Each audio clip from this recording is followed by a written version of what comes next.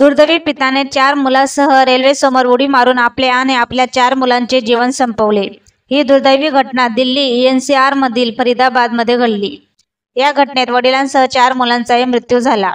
ट्रेनच्या लोको पायलटने सांगितले की ट्रॅकवरून चालत असताना ट्रेन जवळ आली तेव्हा त्या व्यक्तीने ट्रॅकवर उडी मारली आणि सर्वांचा मृत्यू झाला। या घटनेची माहिती देताना पोलिसांनी सांगितले की बिहारचा रहिवासी मनोज मोहता वय वर्ष 45 याचा त्याची पत्नी प्रियासोबत कशावरून तरी वाद होत होता।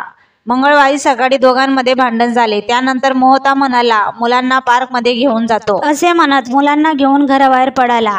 पार्कमध्ये घेऊन जाण्याच्या बहाण्याने रेल्वे ट्रॅकवर आला। काही अंतर ट्रॅकवर चालत गेल्यानंतर ट्रेन समोर आल्यावर त्या व्यक्तीने त्याच्या 4 मुलांसह ट्रेन समोर उडी मारली। यात 5 जणांचा मृत्यू वेदनादायक झाला।